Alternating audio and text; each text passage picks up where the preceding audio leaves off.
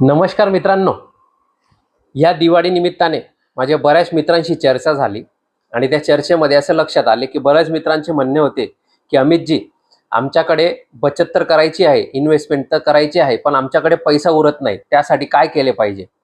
तर मित्रांनो, एक अतिशय जबरदस्त सोल्युशन मी आपणासमोर मांडणार आहे की ज्या माध्यमातून आपल्याला इन्व्हेस्टमेंटसाठी आपल्याकडे नेहमी पैसा असणार आहे. मित्रांनो, फायनान्शियल एक्सपर्ट असं म्हणतात की income minus expenses is equal to saving हे रॉंग इक्वेशन आहे.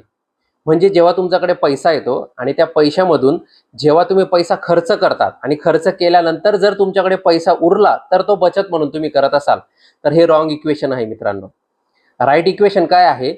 इन्कम मायनस सेव्हिंग किंवा investment is equal to expenses. म्हणजे तुमच्याकडे जेव्हा पैसा आला, त्या आलेल्या पैशातनं तुम्ही पहिला पैसे बाजूला काढले, प्रत्येक महिन्याला एक फिक्स इन्कम तुम्ही बाजूला काढली आणि मग उर्वरित पैसा खर्च केला, तर हे राईट इक्वेशन आहे. मित्रांनो, जसे मी तुम्हाला एक उदाहरण देऊन समजवतो.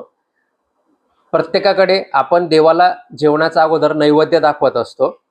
त्या नैवेद्य दाखवण्यामागे आपली भावना काय असते की आपल्या पहिले देवाने जेवण केले पाहिजे, जेणेकरून तो प्रसाद होतो आणि प्रसाद रूपी आपण तो सगळेजण फॅमिली मेंबर ग्रहण करत असतो. म्हणजे आपण देवाला एक रिस्पेक्ट देत असतो.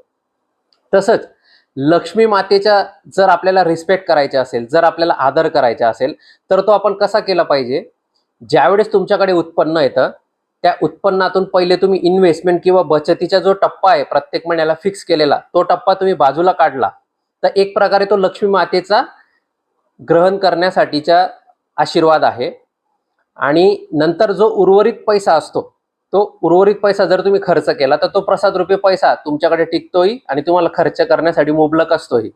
म्हणजे आपण काय केलं, लक्ष्मी मातेला नैवेद्य रूपी जो प्रसाद आहे तो बचतीचा किंवा इन्व्हेस्टमेंटचा प्रसाद आपण देवीला चढवला, तर तो पैसा आपल्याकडे कायमस्वरूपी टिकतो. कारण की मित्रांनो, पैसा एकच भाषा बोलतो. अगर तुमने मुझे आज बचाया तो मैं तुम्हें कल बचाऊंगा, अगर तुमने मुझे आज उडाया तो मैं तुम्हें कल उडा दूंगा.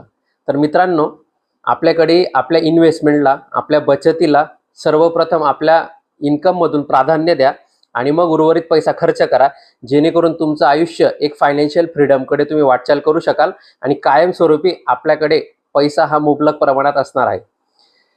आपला मित्र अमित सोनार, फायनान्शियल आर्किटेक्ट, शिरपूर. धन्यवाद मित्रांनो.